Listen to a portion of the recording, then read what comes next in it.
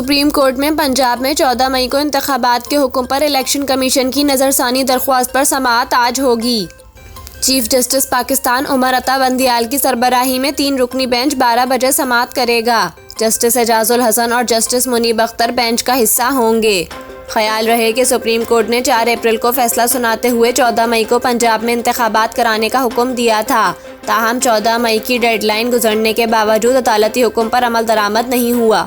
3 मई को election commission ने अदालती फैसले पर नज़रसानी दरख्वास्त दायर की थी। दरख्वास्त में इलेक्शन कमीशन ने सुप्रीम कोर्ट के इंतखाबात में तारीख देने पर एतराज़ उठाया था। सुप्रीम कोर्ट ने 15 मई को केस की समाअत करते हुए फ्रीकैन को नोटिस जारी किया था। Election commission, attorney general, Punjab हुकूमत समेत सियासी जमातों को नोटिस जारी किया गया था।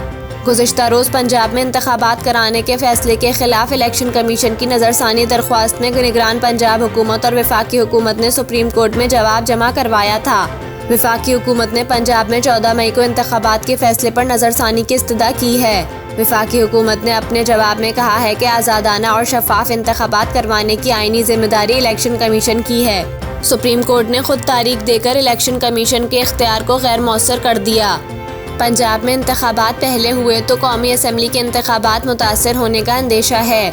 निगरान पंजाब हुकूमत ने सूबे में फौरी इंतखाबात की मुखालफत करते हुए कहा है कि इलेक्शन की तारीख देने का इख्तियार रियासत के दीगर इदारों को है। 14 मई इलेक्शन की तारीख देकर इख्तियारात के आईनी तकसीम की खिलाफ वर्जी हुई है। आर्टिकल 218 के तहत साफ शफाफ इलेक्शन कराना इलेक्शन कमीशन का इख्तियार है।